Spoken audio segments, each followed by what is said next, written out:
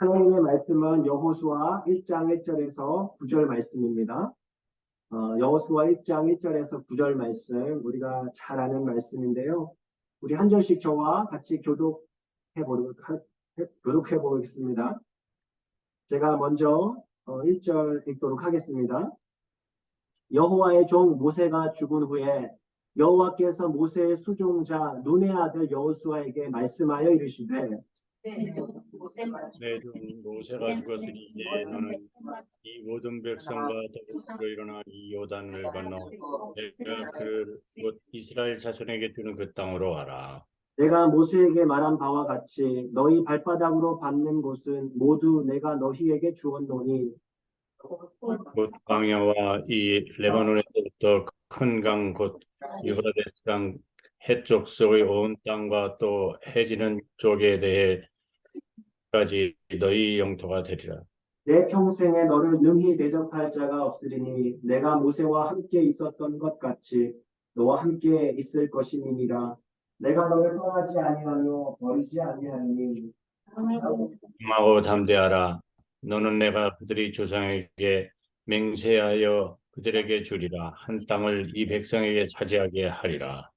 오직 강하고 극히 담대하여 나의 종 모세가 내게 명령한 그 율법을 다 지켜 행하고 우로나 좌로나 치우치지 말라. 그리하면 어디로 가든지 형통하리니 이 율법책을 내 입에서 떠나지 말게 하며 주야로 그것을 묵상하여 그 안에 기록된 대로 다 지켜 행하라.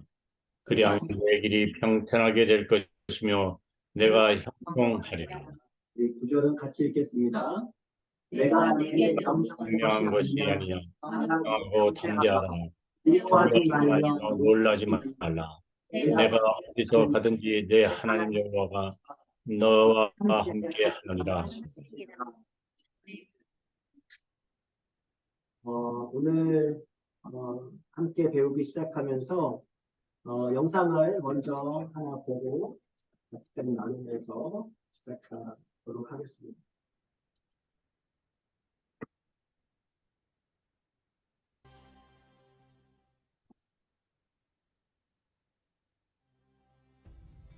일생을 하나님 앞에 정직하고 지혜롭게 살았던 한 사람.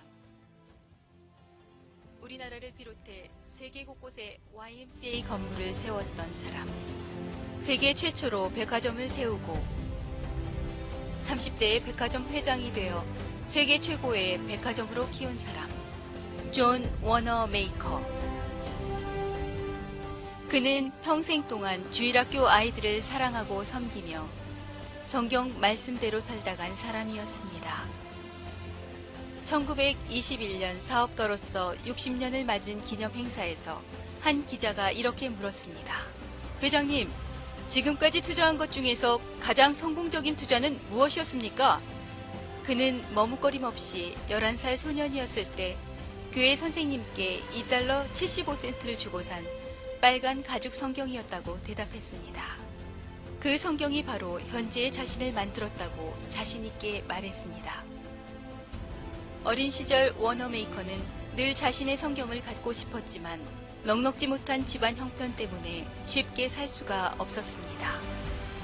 가진 돈이 37센트밖에 없었던 워너메이커는 선생님께 부탁해 외상으로 성경을 구입하고는 그 돈을 갚기 위해 꼬박 1년 반 동안 일하였고 자그마치 11,900장의 벽돌을 뒤집는 일을 해야만 했습니다. 10살의 어린 나이에 소중한 성경책을 손에 넣기 위해 존은 다른 사람의 도움 없이 일하였고 그 이후로도 성경을 평생의 가장 큰 보물로 여기며 최고의 친구로 삼았습니다. 어릴 때 존이 다녔던 교회는 낡고 오래된 건물이었는데 교회 마당은 포장되어 있지 않아 비가 오기만 하면 진흙탕이 되어버렸습니다. 그래서 존은 그 길을 벽돌로 포장해야겠다고 결심하고는 자신이 일하고 있는 벽돌 공장에서 자기가 받는 돈의 일부를 떼어 벽돌을 한 장씩 사기 시작했습니다. 이러한 사실을 알게 된 목사님과 교회 성도들은 존의 신앙과 헌신에 감동하게 되었고 모두들 힘을 합쳐 교회 마당을 포장하는 것뿐만 아니라 교회를 새로 건축하기로 결정하게 되었습니다. 존의 벽돌 한 장을 통해 하나님께서 이루신 역사였습니다. 초등학교 2학년의 학력과 가난한 벽돌공의 아들이었던 존 워너메이커. 그러나 작은 일에 충성했던 그는 벽돌 한 장으로 시작해 교회를 세웠고 그것이 그의 생애를 성공으로 이끌었습니다.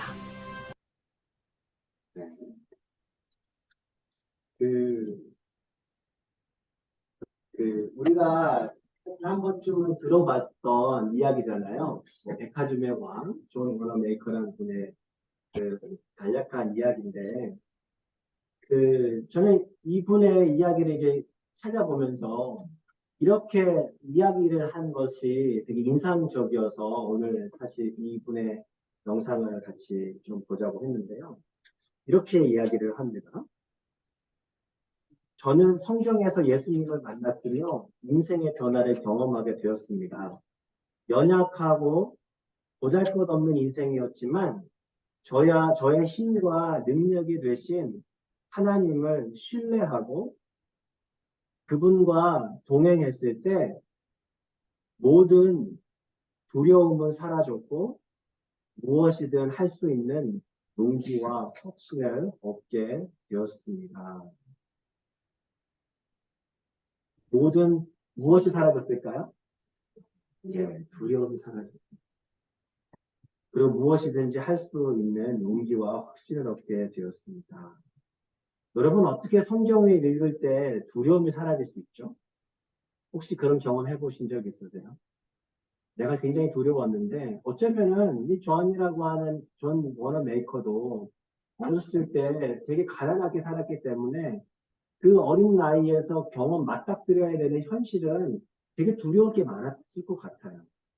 공장에서 그 벽돌을 이렇게 쌓으면서 일했던 그런 한도 그렇고 계속해서 살아가면서 굉장히 그런 힘든 일이 많이 있지 않겠습니까? 성경을 읽을 때 두려움이 사라지는 경험을 해보신 적 있으세요? 너무 많아가지고 사실 예, 할 말이 없으신 거죠? 네. 네.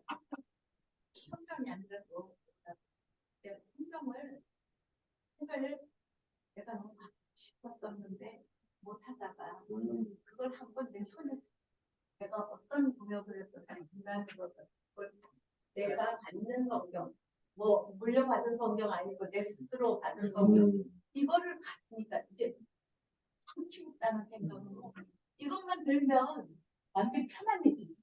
이거 아직 읽지 않더라도 그거 너무 그렇게 하면 이게 무상이 됐으면 무슨 말인지 알겠어요. 그러니까 사실 소중하게 여기던 하나님의 말씀을 내가 정말로 노력해가지고 이게 얻었을 때 사실 그 존 워너메이커에게 있어서 그 성경 말씀은 마치 어떻게 보면은 하나님의 존재같이 그렇게 소중하게 느껴질 수 있었을 것 같아요. 생각해보면 요즘에는 되게 흔하잖아요. 예, 이게 되게 그 당시만 해도 굉장히 이 성경 하나를 받는 것이 되게 희소성이 있었던 것 같아요. 아마도. 생각해보면은 너무 이렇게 쉽게 이게 우리가 전도의 목적을 이렇게 준다고 하는데 이런 부분도 있겠구나라는 생각도 좀 들기도 합니다. 결국에는 이분이 그런 얘기를 하잖아요. 기자가 회장님 지금까지 투자한 것 중에 가장 성공적인 투자가 뭐라고요? 네. 성경을 투자한 거라고 얘기를 하잖아요.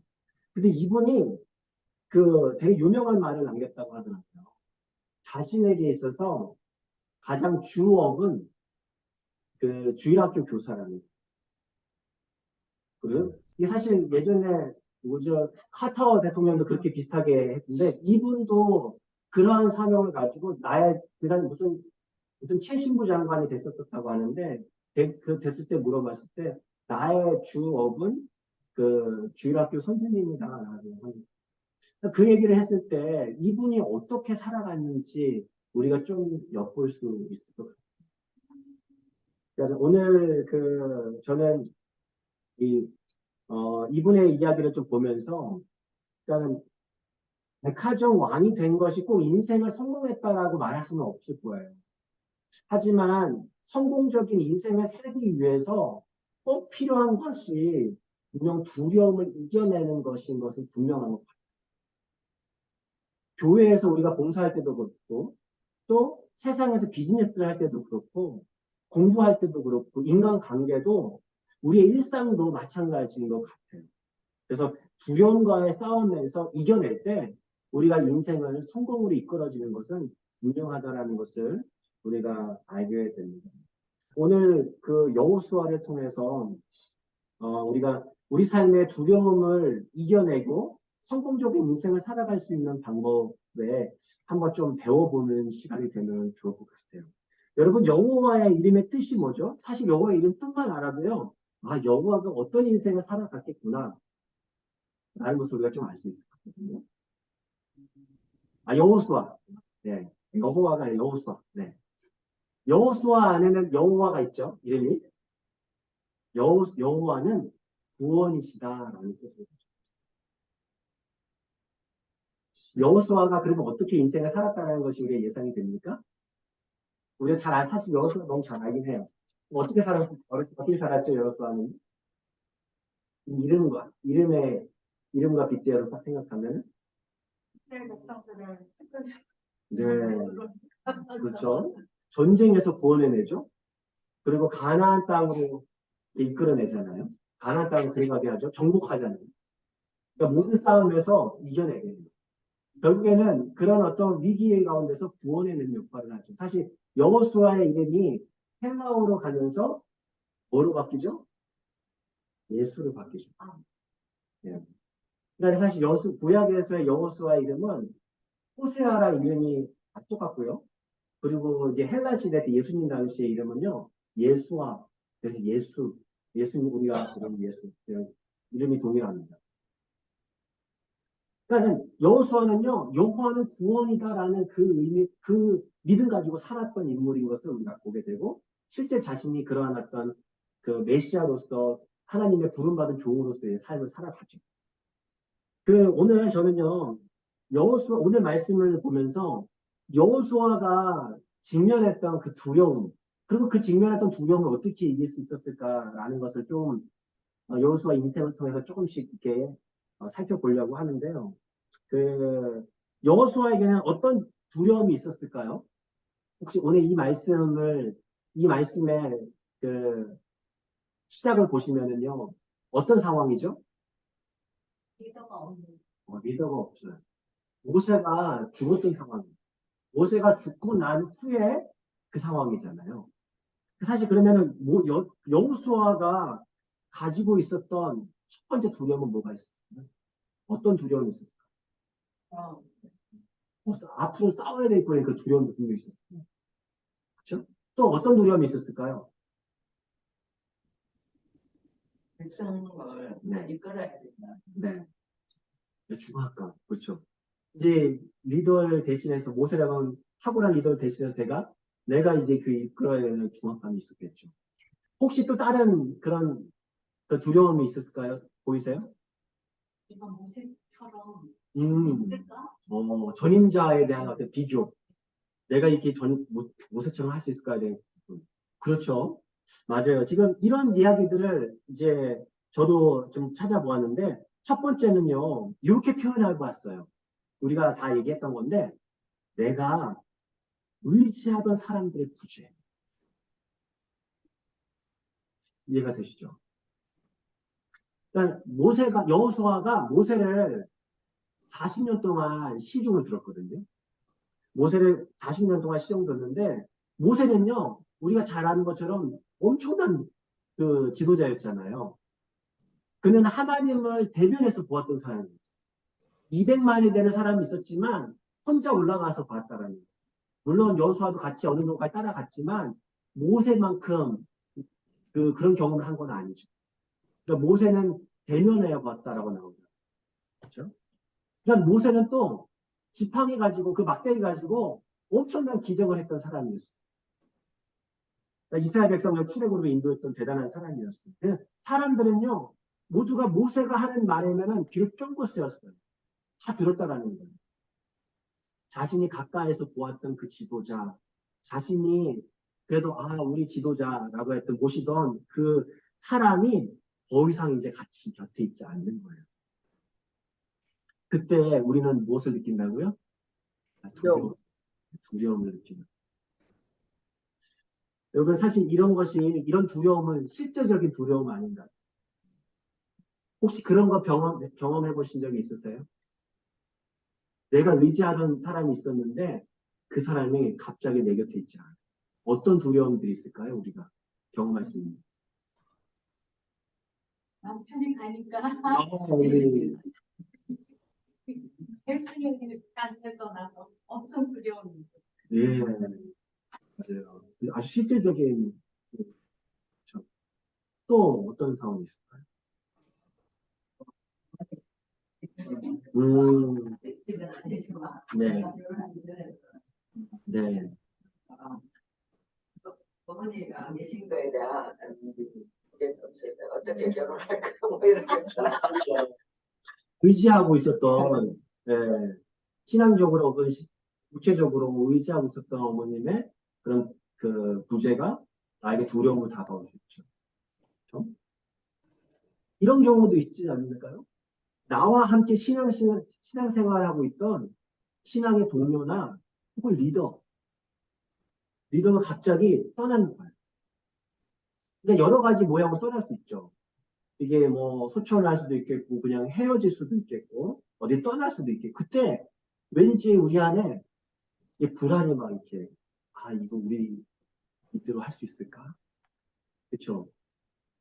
이게 저 사람이 정말 큰 역할을 했는데 그 사람 없이 될 수 있을까? 하는 것이 있죠. 그러니까 우리 얘기한 거 목사님, 네네. 저 같은 경우에는, 네. 어, 이제 뭐 짧은 이제 인생을 살아가면서 가장 제가 믿고 신뢰했던 그 분이 저희 아버지였었습니다. 근데 제가 대학 3학년 때 아버님이 그 소천을 하셨어요. 음, 그래서 그때 제 어린 나이에 이제 제 미래에 대한 그 두려움, 이 세상을 어떻게 살아가야 될지, 그때 이제 결혼하기 전이죠. 대학 3학년 때니까요. 그때 심적으로 굉장히 제가 마음이 아프고 좌절을 했었을 그 당시였었습니다. 네. 그런데 그때 그 영락교회에 이제 김동호 목사라는 분이 이동호 목사. 저에게 이제 네. 그 말씀을 해주시는 게 이 세상 사람들은 모든 사람이 헤어진다. 어머니 또 자네가 결혼하면은 와이프, 아이들 모두 헤어지는데 단 한 사람, 그분은 영원히 자네하고 같이 갈 거다. 그분이 바로 하나님이고, 그래서 그 아픈 마음을 좀 이렇게 달래줬던 그런 기억이 납니다. 제가 어렸을 때요.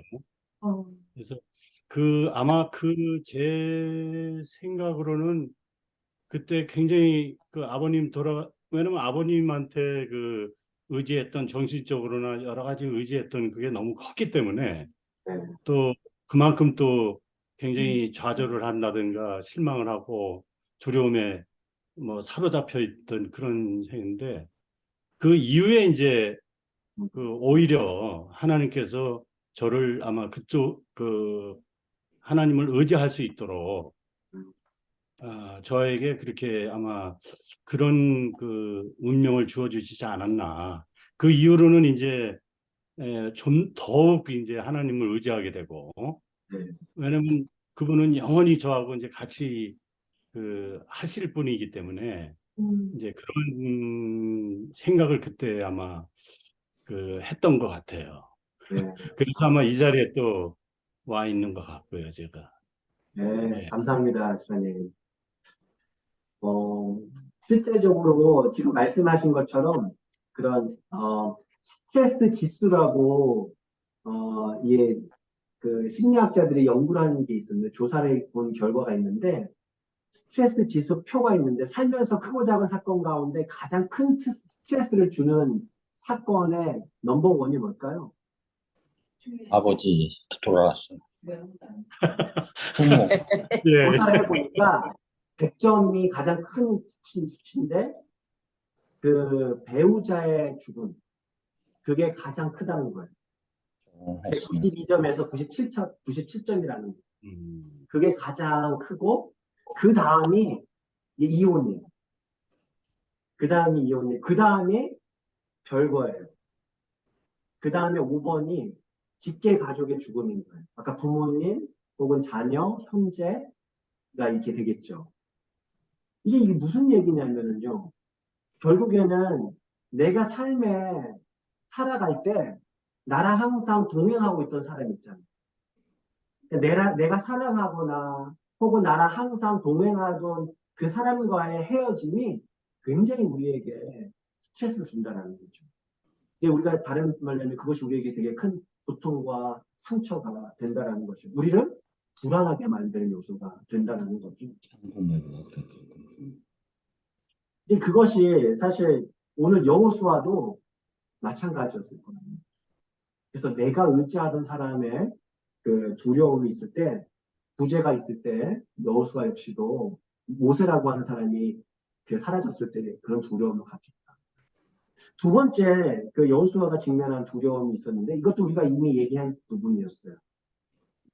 나에게 맡겨진 그 일의 무거움이에요. 혹은 나에게 맡겨진 책임의 무거움. 이게 그러니까 하나님께서 여호수아에게 맡겨준 책임이 뭐였죠? 내 종 모세가 죽었으니까 너 뭐 하라고요? 백성을 이끌고 가나안으로 들어가라. 네, 백성 이끌고 가나안. 그러면은 여러분 같으면 뭐라고 하시겠습니까?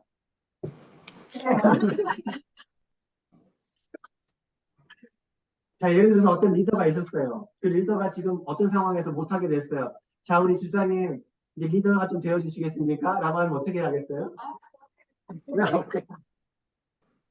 모세가 했던 말을 우리가 기억해요. 우리 기가 막히게 잘 기억해요. 주여, 시킬 만한 자 시키십시오.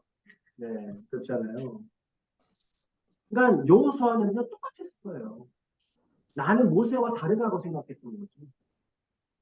그러니까 모세가 했던 말이 아마 여호수아도 기억하고 있었을 거예요. 주여 보낼 만한 자를 보내주십시오. 그러니까 그 부르심에 대해서 거부하고 싶었을 거예요. 물론 그 여호수아는요 되게 용감했던 사람이었죠. 그 가나안 정탐 했을 때 뭐라고 얘기합니까? 여호수아 갈렙이 남들이 우리는 그들은 거인이다 할 때 여호수아 갈렙 뭐라고요? 그들은 메뚜기가 저들은 우리의 먹이다. 예, 그들은 우리의 밥이다, 먹이다라고 했잖아요. 그런데 또 생각해 보면은요, 그렇게 용감할 수 있었던 거 보면은 사실은 근데 그때는 누가 있었어요? 모세가 있었어요. 예. 있었어요. 자기의 등을 이렇게 막 비빌 수 있을 만한 사람이 있어요. 그러니까 그동안 기력도 많이 보았기 때문에 그 여호수아는 할 수 있다라고 생각했어요. 그런데 자기가 지금 위대한 지도자가 부재한 상황에서 내가 그 책임을 맡을기에는 큰 부담으로 두려움으로 작용했을 거라는 거죠. 여러분 그런 경험 있지 않으세요? 갑자기 교회에서 이제 집사님이 때가 된 것 같습니다. 집사님 혹은 전도사님이 차례가 된 것 같습니다. 할 때 여러분 그런 경험해 보신 적 있으세요? 많이 있으시죠, 사실. 네, 많이 있으시죠. 네. 어떻게 그거를 받아내셨나요? 나를 만나는 사람을 일시켜라. 일할 만한 사람을 찾으십시오. 네.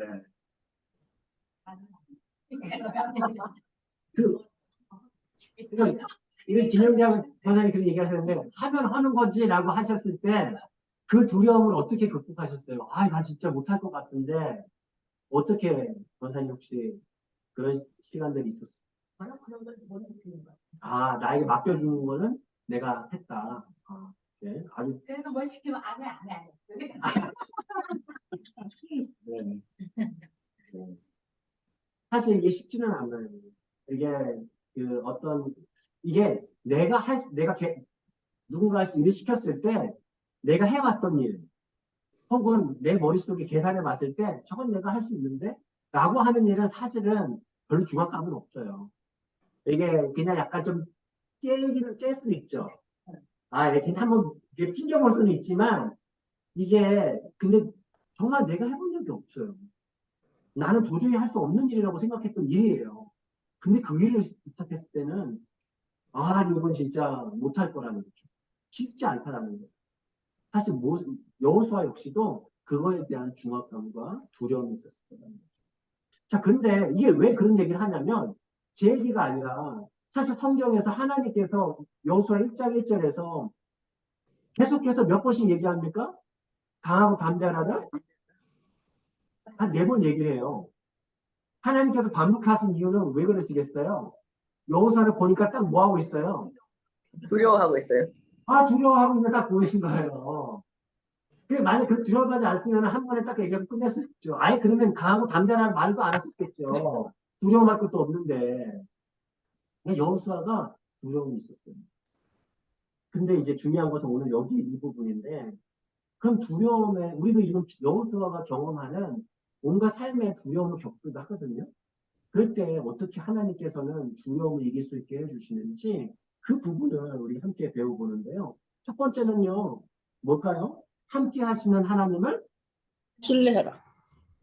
이거 하나님께서 리마인드 시켜주시죠.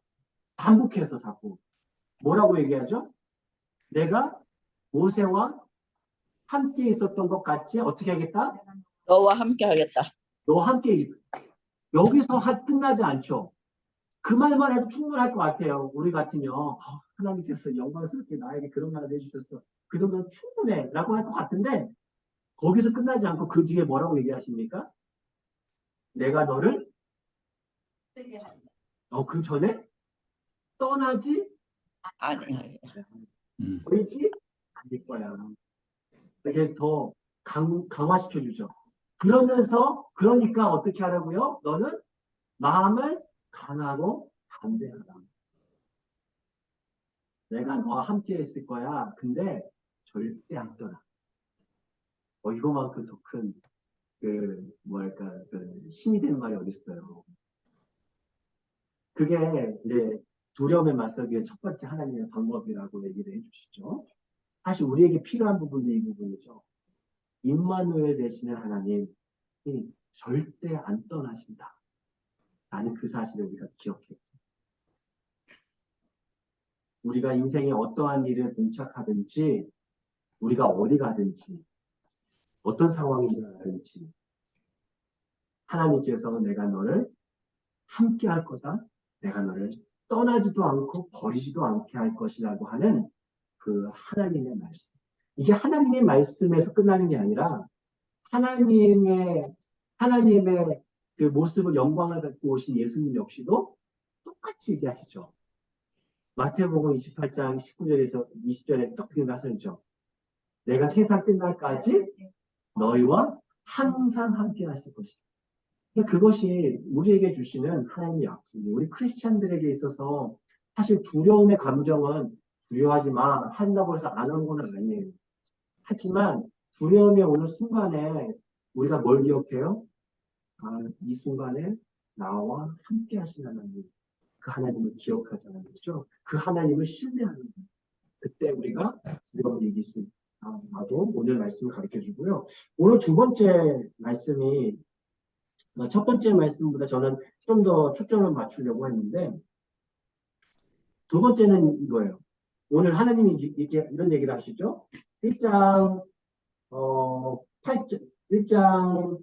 7절부터 계속해서 얘기하시는데요. 8절 말씀 한번 읽어봐 주시겠어요? 우리 김효순 주사님. 이 율법책을 내 입에서 떠나지 말게 하며 주야를 묵상하여 그 안에 기록된 대로 다 지켜 행하라. 그리하면 내 길이 평탄하게 될 것이며 내가 형통하리라. 아멘. 저는 여기서 이렇게 그냥 표현해 봤어요. 두려움에 맞서기 위한 하나님의 방법은 뭐나 하나님의 말씀을 순종하라. 하나님의 말씀에 순종하라. 있는데요.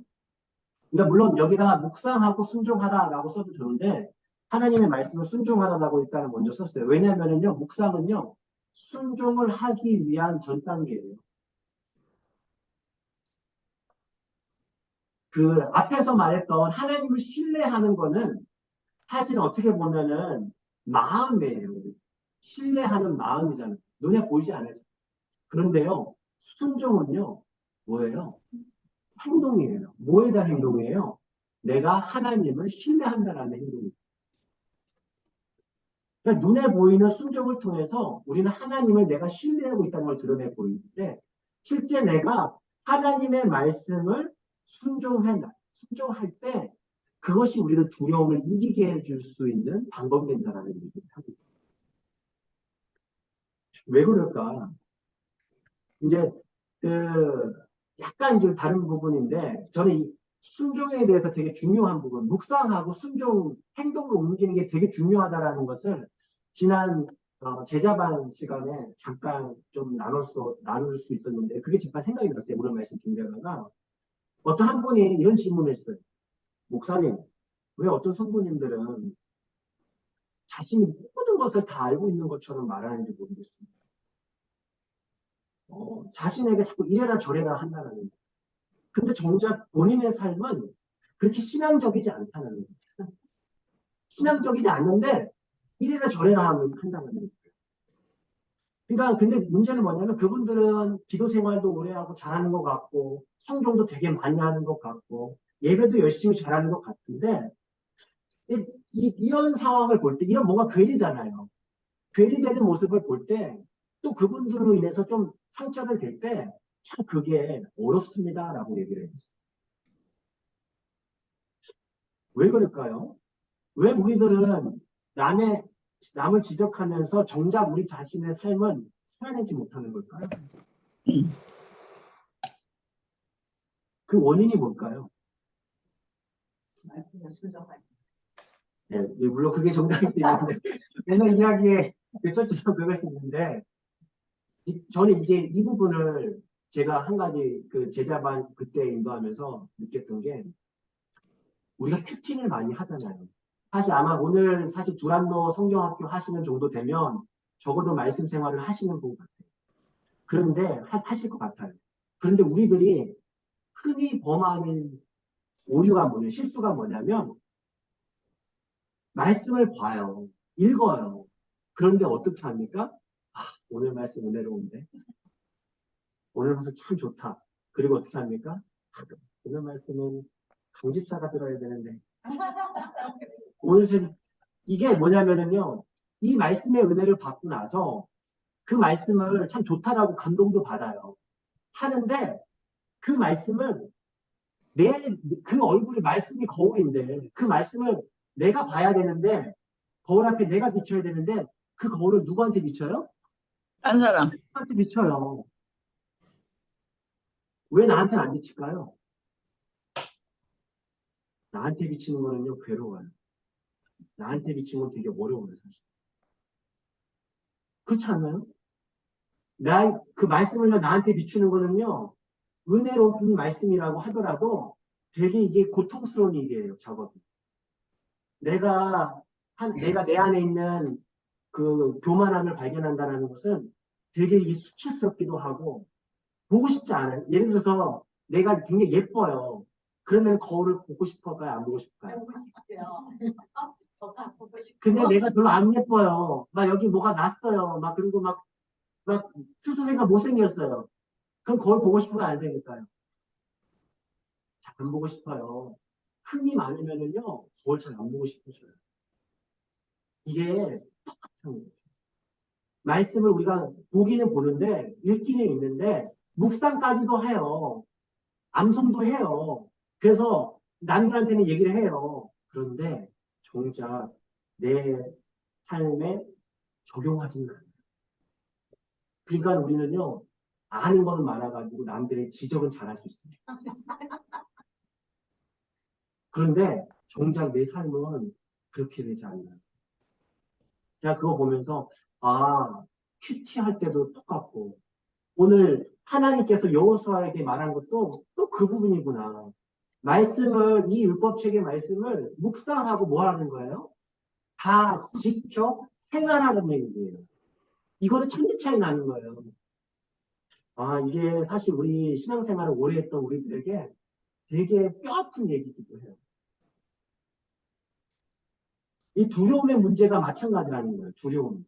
뭐냐면 말씀을 읽고 설교를 들어요. 사실 우리 설교 되게 많이 들으실 거예요. 온라인으로 좋은 목사님들 설교 되게 들으면 저 역시도 말씀 참 좋다. 은혜롭다. 이 예화 참 좋다. 사실 저는 그렇게도 많이 듣는데 이런데 중요한 것은 좋다 해서 끝난다니까요. 그 말씀을 묵상하면서 나에게 주시는 말씀을 받지 않아요. 우리 빌립보서 4장 6절 7절의 말씀도 우리가 이 말씀을 만약에 적용하면서 살았다면은 우리에게는 두려움의 문제는 어쩌면은 쉽게 이겨낼 수 있는 것일 수도 있어요. 빌립보서 4장 6절 7절에 뭐라고 얘기하시죠? 아무것도 염려하지 알고 다만 모든 일에 기도와 기도와 간구로 너희 너희 구할 구할 것을 것으로 하나님께 하나님께 아뢰라. 감사함으로 하나님께 아뢰라. 그렇죠? 그리하면 모든 지각에 뛰어난 하나님의 평강이 그리스도 너희 예수 안에서 그리스도 너희 마음과 생각을 지키시리라. 여기에 이미 다 사실은 두려움에 대한 우리 인생의 두려움 속에서 평안을 얻을 수 있는 방법을 알려줬죠. 사실 우리가 두려워하지 말고 뭐 하라는 거예요? 감사함으로 기도해 보라는. 감사함으로 기도하려면 뭐 해야 됩니까? 어떻게 할 때 감사함으로 기도할 수 있죠? 받은 줄로 믿고 그렇죠. 내가 지금 눈에 보이는 것은 아니에요. 아무리 봐도 이거는. 그런데 하나님께서 내 눈에 보이는 것은 이렇지 않지만 하나님께서 나에게 좋은 것으로 주실 것이라는 그 믿음이 있을 때 우리는 감사할 수 있거든요. 그냥 감사하는 것은요, 되게 위선적이에요, 사실은. 감사할 게 없는데 어떻게 감사해요? 그럴 수도 없어요. 우리는 하나님에 대한 어떤 그런 신뢰가 있을 때, 뭔가 나에게 좋은 거를 주실 때라면 감사할 수 있단 말이죠. 그러니까는, 그러려면은요, 결국에는요, 그러니까 감사함으로 기도하는 행동을 보일 때, 우리 안에 평안이 옵니다. 이거 행동이잖아요. 한번 해보는 거예요. 그래서 결국에는요, 순종은요, 두려워하기보다 하나님을 신뢰하기로 선택하는 것이다라는 것을 배우게 됩니다. 그래서 예전에 이런 코비드가 터졌을 때 했던 초창기 때 했던 이 말씀이 굉장히 저는 파워풀했는데 우리는 we choose faith over fear라고 얘기를 하잖아요. 그게 뭐냐면은 뭐예요? 두려움보다 믿음을 선택하는 거예요. 신뢰하기로 선택하는 거예요.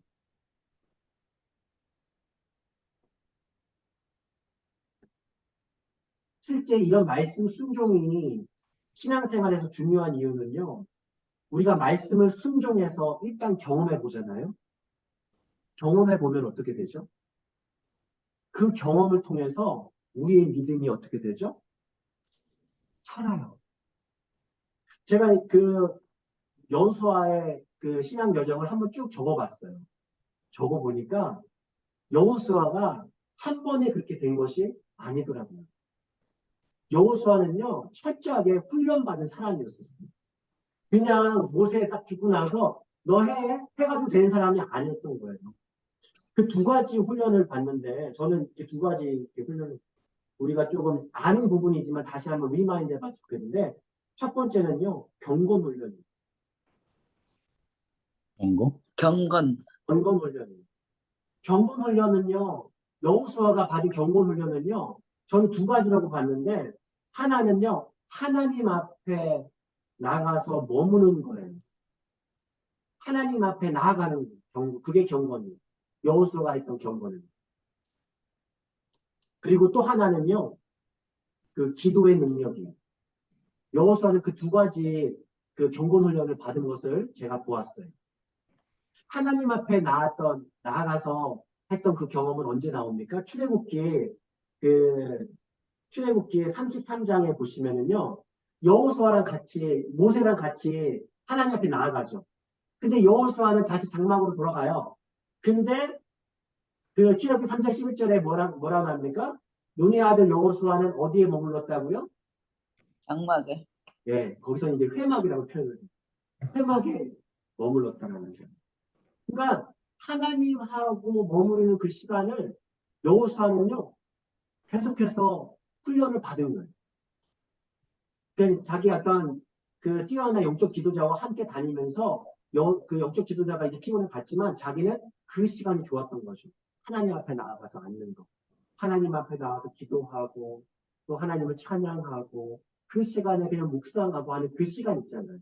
하나님하고 독대하는 시간이 여호수아에게 그 힘이 되었던 경고훈련이 되었다. 또 여호수아가 했던 또 그 훈련이 뭐였냐면 기도의 능력을 경험하는 훈련을 했거든요. 언제 경험했죠? 혹시 기억나는 여호수아의 이야기 중에 이 사건이었을 것 같다라고 생각합니다. 기도의 능력. 힌트를 드리자면 여호수아가 싸워요. 여호수아가 아말렉과 싸우는데 어떤 일이 벌어지죠? 저 산 위에서는? 아론이 모세의 손을 네, 그렇죠. 아론과 훌이 모세의 손을 들고 기도하죠, 하나님께. 그래서 손이 내려가면은 여호수아가 지고 올라가면은 이기고 하잖아요. 근데 특이한 게 뭐냐면 만약에 그 장면만 있었다면 사실 여호수아가 그게 알 수가 없잖아요. 모세가 내가 너를 위해서 얼마나 기도할지 아니? 이 얘기하지 않으면 아무도 알 수가 없어요. 그런데 한번 찾아보세요. 출애굽기 17장 13절, 14절을 한번 찾아봐서 읽어봐 주세요. 출애굽기 17장 13절에서 14절. 여호수아가 칼날로 아말렉과 그 백성을 쳐서 무찌르니라. 여호와께서 모세에게 이르시되 이것을 책에 기록하여 기념하게 하고 여호수아의 귀에 외워 들리라. 내가 아말렉을 없이 하여 천하에서 기억도 못하게 하리라. 여기서 여호수아가 뭘 배웠을까요? 아, 내가 이긴 것 같았는데, 내가 싸워가지고 막 철저하게 막 해서 이긴 것 같았는데, 우리 그 모세와 또 아론과 훌의 그 기도로 인해서 전쟁에서 이길 수 있었구나. 싸움에서 이길 수 있고 그거 아니었을까요? 물론 다른 것도 있었겠죠. 아말렉에 대한 어떤 그런 부분. 이게 사실은 여호수아는요. 눈에 보이지 않는 하나님, 그 하나님을 의지하는 것을 철저하게 배웠다는 거예요. 그게 바로 경건훈련이죠. 사실 경건훈련은 다른 게 아니에요. 하나님 앞에, 하나님은 보이지 않으세요. 그래서 우리는, 근데 일상은 보여요. 어떤 분이 이런 얘기를 하더라고요. 자신은 지금, 그러니까 일어나서, 눈 일어나서 해야 되는 것은 막 쌓였다는 거예요. 눈에 보이는 게. 그런데 하나님과의 교제는요, 보이지 않아요. 근데 특이한 게 뭐냐면, 바꿔봤다라는 거예요. 보이지 않는 하나님과 먼저 시간을 보냈더니, 보이는 그 일들이 달라지더라는 거예요. 그게 경건훈련이에요. 그러니까는 여호수아는요, 그 경건훈련을 통해서 두려움이 이기는 법을 배웠던 거죠. 내가 지금 되게 두려운 상황이지만 하나님께서 함께 하시는구나. 그렇죠? 그러니까 그 부분을 이제 배웠어요. 자, 두 번째가 이제 순종훈련이에요. 그러니까 여호수아는요, 그 하나님하고 보이지 않는 하나님을 의지하는 그런 하나님께 나아가서 만나고 기도하는 능력을 그런 훈련을 받았지만 실제 또 여호수아의 삶을 보면은요 계속해서 지금 힘든 것들을 많이 겪어요. 사실 모세를 따라다니면서 기적과 같은 경험도 했지만 사실 그거는 모세가 리더가 있었기 때문에 자기는 항상 제3자 역할로 봤을 거예요. 그런데 당장 그 짐이 나한테 떨어졌어요. 언제? 모세가 죽고 나니까 이제 갑자기 이후에 어디로 가야 됩니까? 어떤 사건이 일어나죠? 하나로 들어가요. 들어가는데 뭐가 앞에 놓여 있어요? 요단강. 요단강을 건너야 돼요. 요단강을 건너야 되는데 지금은 굉장히 좁죠. 제가 보이게 영상 보고 되게 좁더라고요. 요단강 가보신 분은. 그런데 그 당시 우기 때는요. 거의 1km가 넘는 폭이 된대요. 그러니까 한강이 굉장히 큰 강이 된다는 거예요. 범람에서. 그렇게 봤을 때 그러니까 여호수아가 봤을 때는 굉장히 불가능한 일이에요. 근데 하나님께서 여호수아에게 뭐라고 얘기하죠? 누구 먼저 들어가라? 어떻게 명령을 합니까? 제사장들이 궤를 메고 요단강에 먼저 예. 들어가. 그렇죠. 언약궤를 제사장에게 먼저 가라고 해라. 그러면은 이렇게 열릴 것이다 해가지고 실제 순종하죠. 어떻게 보면 굉장히 미친 짓이죠, 사실은. 그 제사장들한테 죽으라, 너희도 먼저 가서 죽으라. 내가 생각할 수 있는 거예요. 그런데 그 순종합니다. 그리고 나서 정말 그 순종하고 나서 말씀에 순종하고 나서 경험을 하죠. 마른 땅으로 걸어가면서 그래서 그 순종하면서 걸어갈 때 뭘 수고하죠? 요단강에서 돌. 돌을 수거하잖아요. 그래가지고 그걸 뭐 하라는 거예요? 길갈에다가 세웠어요. 네, 세우는 거예요. 기념탑을. 왜? 이걸 보고 하나님께서 지켜주셨다. 하나님께서 말씀을 들었더니 순종했더니 하나님께서 역사해 주셨다는 것을 보여주는 거죠. 이것을 그 여호수아는 경험한 거예요. 또 언제 경험하죠? 가나안 들어가서 가장 먼저 여리고. 여리고성 그렇잖아요. 여리고성 정복할 때도 이거 굉장히 마찬가지인데 어떻게 정복하죠? 돌아요. 맞아요. 돌아요. 돌면서 정복을 해요. 이게 아주 좀 이상한 행동이죠. 그런데 우리가 좀 특이한 행동이 뭐냐면 하나님께서 여호수아에게 여리고성 정복하기 전에 시키신 일이 있어요. 뭘 시키죠? 보통은 우리 같으면은 정복하기 하기 전에는 군사훈련을 시킬 것 같은데 하나님께서 여호수아에게 뭐 하라고 하니까 먼저 정복하기 전에 일이에요. 뭐예요? 할례를 행하라? 네, 할례를 행해요. 아주 이것도 황당한 말씀이에요. 할례를 행한다는 것은 어떤 의미가 있을까요? 하나님께 속했다. 예, 그렇죠. 할례는요 언약의 의미예요. 그 언약은 무슨 언약이냐면 우리는 하나님의 백성이 되고 하나님은 우리의 하나님이 되는 거예요. 그러니까 하나님과의 관계를 확인시켜주는 일이 바로 이게 할례라는 거예요. 그게 하나의 그 여호수아 입장에서는요 말씀에 대한 순종으로 가는 거예요. 그거에다가 플러스 여리고성을 7번 돌아라. 그러면은 무너질 것이다 했더니 실제 어떻게 됩니까? 그게 무너진다는 거예요. 무너졌다라는 거예요. 그러면은요 우리 여기서 뭘 배웁니까? 순종했더니 하나님 말씀에 순종했더니 초롱성과 같은 그 문제 앞에서 내가 하나님의 말씀 앞에 순종했더니 결국에는 그 일들을 내가 이겨냈구나. 그런 어떤 순종의 경험이 행동이 그래서 하나님의 역사가 나로 하여금 계속해서 그 두려움을 이겨낼 수 있게 되준 힘이 되어주더라는 거예요. 그래가지고 나중에 가나안 땅 들어가서 사람들이 굉장히 흔들릴 때 있죠. 그쪽 지역에 있는 신들이 너무 좋아. 그래가지고 나중에 하지만 여호수아가 뭐라고 고백합니까? 나와 내 집은 여호와를 섬기겠노라. 너희 선택하라. 이렇게 선포하죠. 이게 여호수아 인생 가운데 하나님의 말씀을 들었을 뿐만 아니라 곰곰이 생각했을 뿐만 아니라 그것을 순종으로 옮겼다. 행동으로 옮겼을 때 그것이 여호와에게 있어서 두려움을 이겨낼 수 있는 힘이 되더라는 거예요. 그래서 저는 이렇게 좀 표현해봤어요. 정리해봤는데요. 순종 훈련이라는 것은요 다른 게 아니에요. 여러분 순종 훈련은요 우리의 초점을 성공이나 형통이 아니라 거룩함과 순종에 맞춘다라는 의미이다. 이게 말이 좀 중복되는 게 있는데 이게 여기에서 하나님께서 여호수아에게 계속해서 강조해 준 게 뭐예요? 이 율법책을 내 입에서 떠나지 말게 하며 주야로 그것을 묵상하여 다 지켜야 하라. 그리하면 어떻게 한다고요? 내가 형통하리라. 형통하게 하리라. 형통하게 하리라 얘기하잖아요. 그러면은 하나님의 메시지의 핵심이 뭐예요? 우리의 초점이 어디에 있으라는 거예요? 형통에 있으라는 거예요? 성공에 있으라는 거예요? 아니면 뭐예요? 말씀의 순종에 있으라는 거예요. 하나님과의 그 관계, 그 거룩함에 있으라는 거예요. 이게 순종 훈련의 핵심인 거예요. 순종의 핵심은요, 우리가 먼저 드릴 거예요. 하나님께 먼저 드리는 거예요. 사실 여기에는요, 아까 우리 존 워너 메이커 그분의 그런 삶과도 아주 비슷합니다. 그분이 인생을 보면은요, 무엇이 먼저예요?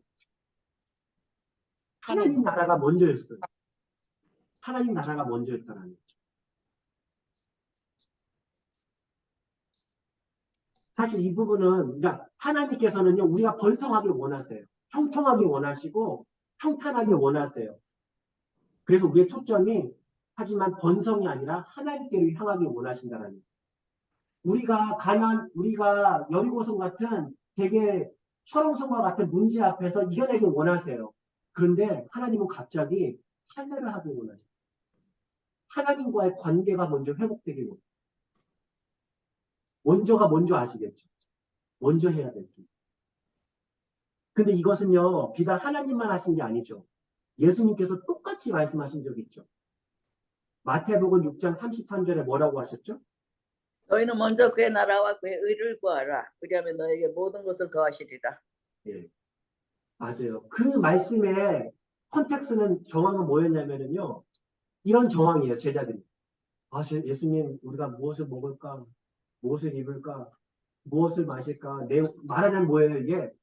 우리 노후는 어떻게 보장하실지? 어떻게 내가 잘 살 수 있을까? 내가 앞에 일은 어떻게, 염려가 되게 많은데, 되게 염려할 게 되게 많은데, 사실 예수님은 염려하지 말라고 얘기해요. 염려에 사로잡히지 말라고 해요. 그러면서 이상하게 내가 다 주겠다라고만 먼저 해주면 좋겠는데, 다 주면 염려 안 할 것 같아요, 사실. 보여지면. 예수님은 특이하게 먼저 그의 나라와 의를 구하라. 이해가 되시겠죠? 성공보다, 정복보다, 뭔가 풍요로움보다 하나님과의 관계가 우선이다. 그것을 오늘 말씀은 가르쳐 줍니다. 오늘 말씀을 정리하면서 우리 같이 한번 기도했으면 좋겠습니다.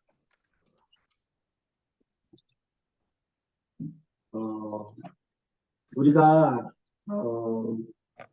신앙생활을 해 나갈 때 하나님의 은혜의 경험을 하게 됩니다. 또 믿음의 도전을 또 반복하게 되는데요. 이러한 어떤 도전과 어떤 문제 앞에서의 그런 하나님께 매달리는 그런 시간들, 그리고 하나님의 전적인 은혜, 그것들이 반복이 되면서 우리의 신앙이 자라는 것을 보게 됩니다. 그리고 그 신앙의 핵심은 하나님 말씀에 대한 순종이었음을 우리가 보게 됩니다. 믿음으로 순종한 후에 정말 어떻게 하나님께서 역사하시는지 보라는 거예요. 여러분, 우리 눈을 감고 생각해 보셨을 때 하나님의 말씀에 우리가 순종할 때 우리는 어떤 변화를 경험해 오셨는지, 그리고 지금 하나님께서 우리에게, 나에게 순종하기 원하시는 그 일이 무엇인지 잠깐 한번 조용히 묵상하고 기도하고 마치도록 하겠습니다.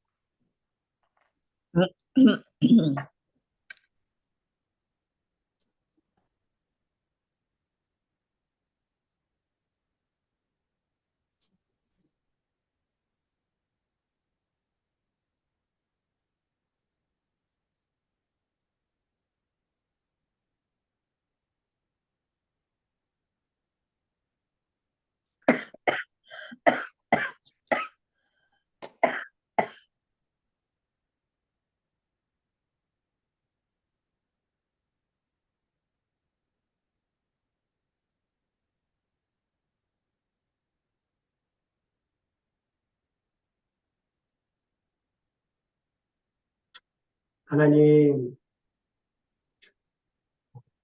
두려움 가운데 사로잡혀 있었던 그 여호수아에게 내가 너와 함께 하겠다.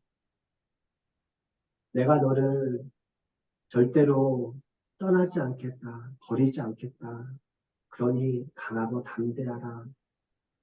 그렇게 말씀하시며 약속해 주신, 그래서 두려움을 이기게 해주신 하나님의 그 말씀을 오늘 우리에게 들려주셔서 감사합니다. 주님, 우리도 살아가면서 삶의 크고 작은 문제 안에 두려워할 때가 있습니다. 우리가 가는 그 선택에 있어서 두려움이 있습니다. 하나님, 우리가 그 두려움 앞에 섰을 때 주님, 그 두려움으로 인해서 좌절하고 절망하기보다 먼저 하나님 앞에 나아가는 우리들, 하나님 앞에 나아가 기도하는 우리들, 무엇보다 하나님께서 하신 그 말씀을 지켜 행하는, 순종하는 행동으로 나아가는 우리들이 될 수 있게 하여 주시옵소서. 우리들이 주님의 말씀을 순종하고 지켜낼 때에 주님, 우리 삶에 역사하시는 하나님의 그 은혜의 역사를 경험하게 하여 주시고, 그런 말미암아 다시 한번 살아계시는, 우리와 함께 하시는 주님으로 인하여서 두려움을 이겨내며 살아가는 그런 우리 모두가 될 수 있도록 주님 도와주시옵소서. 그리스도의 이름으로 기도드립니다. 아멘. 하늘에 계신 우리 아버지, 이름이 뜻이 하늘에서 이루어진 것 같이 땅에서도 이루어지지. 오늘날 우리에게 우리에게 일용할 양식을 주옵시고 우리가 우리에게 죄진 자를 사하여 준 것 같이 우리의 죄를 사하여 주옵시고 우리를 시험에 우리를 들지 시험에 들지 말게 하옵시며 나라에서 이에 나라와 내게 권세와 나라와 영광이 권세와 영원히 영광이 영원히 싸움나이다. 아멘. 수고하셨습니다. 고맙습니다. 감사합니다. 그만하면 감사합니다.